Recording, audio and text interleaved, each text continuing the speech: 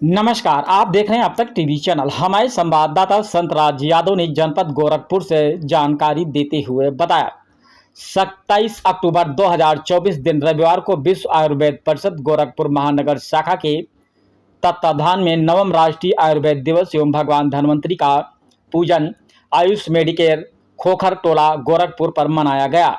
सर्वप्रथम भगवान धन्वंतरि का पूजन दीप प्रज्वलित कर एवं माल्यार्पण द्वारा किया गया।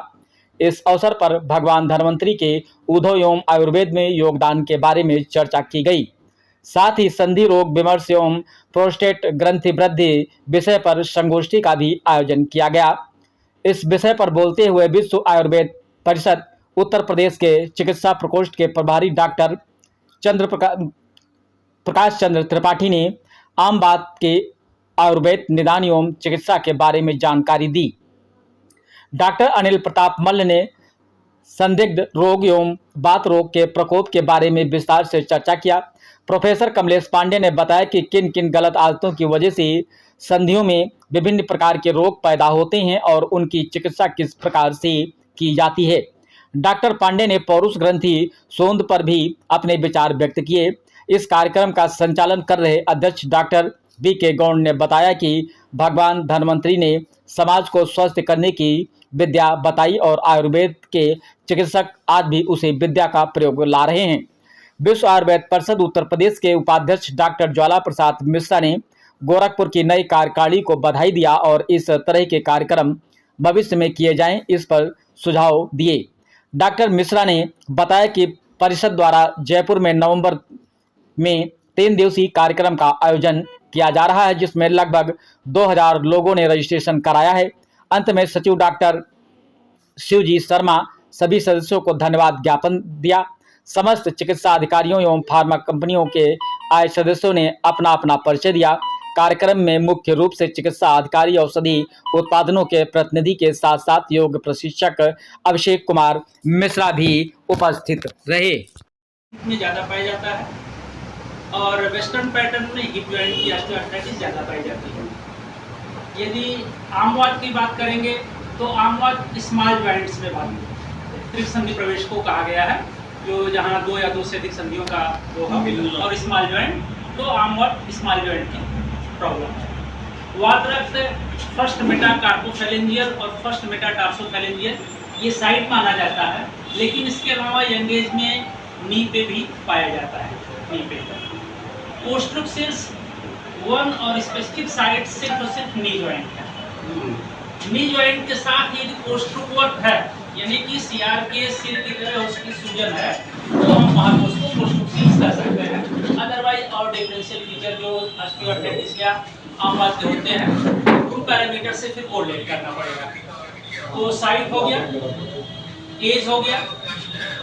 इन्वेस्टिगेशन की बात करेंगे तो संधिवात में एक्सरे कराएंगे, एक्सरे से पता चल सकता है।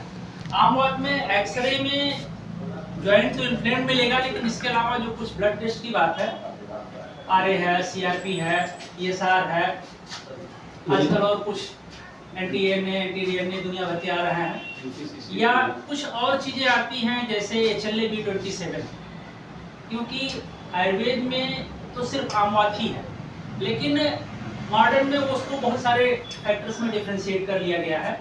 इसलिए कई लोग सिर्फ रूमेटॉइड आर्थराइटिस को जो आमवात कहते हैं उससे ज़्यादा बेहतर है कि rheumatism as a whole is आमवात। यदि HLA-B27 पॉजिटिव है तो उसका भी जो लाइन ऑफ ट्रीटमेंट हम रखते हैं वो आमवात के ही सिद्धांत पे रखते हैं, इसलिए रूमेटिज्म कहें तो ज़्यादा बेहतर है।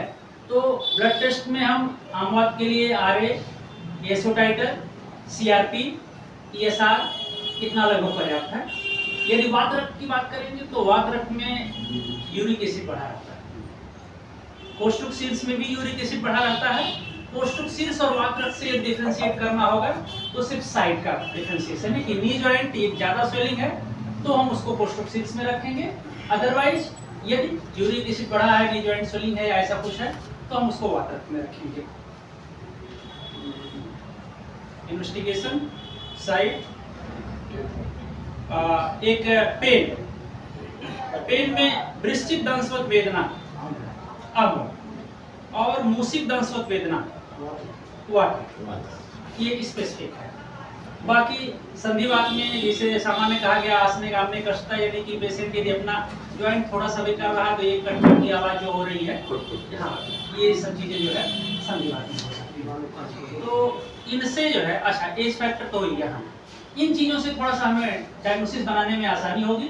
इस डायग्नोसिस के बिहाफ पे लाइन ऑफ ट्रीटमेंट तो अब डिस्कस हुआ ही है। यदि निरामावस्था है तो महायोगराज गुगलू दे सकते हैं, आमावस्था है तो योगराज गुगलू दे सकते हैं, सिंहनाथ गुगलू दे सकते हैं। यदि एलांग विथ स्वेलिंग है तो गोक्षराजी गुगलू दे सकते हैं। ये आमवात और संधिवात दोनों की मैं बात कर रहा हूँ। यदि वातरक्त की बात करेंगे, स्वेलिंग ज्यादा है तो आप गोक्षराजी गुगलू के साथ में कैसोर गुगलू ड्रग ऑफ चॉइस है, अमृता गुगलू ड्रग ऑफ चॉइस है। यदि ज्यादा स्वेलिंग नहीं है तो आप इन दोनों गुगलू को देंगे। महाराष्ट्री काढ़ा दोनों या तीनों में आप दे सकते हैं, संधिवात, आमवात, वातरक्त तीनों में दे सकते हैं, इवन कोस्टोक्सिल्स में भी दे सकते हैं। यदि कुछ स्पेसिफिक और स्वेलिंग के लिए देना चाह रहे हैं तो 10 मूल काढ़ा या 10 मूल अरिष्ट भी दिया जा सकता है, पुनर्नवासो भी दिया जा सकता है, चंद्रप्रभा वटी भी दी जा सकती है।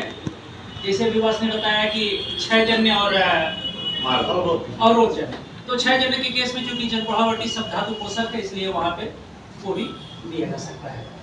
और बाकी एक्सरसाइज मस्ट है, जितने भी जॉइंट डिसऑर्डर हैं हम कन्विंस करें उनकी एक्सरसाइज करें, घर पे प्रॉपर मालिश करें।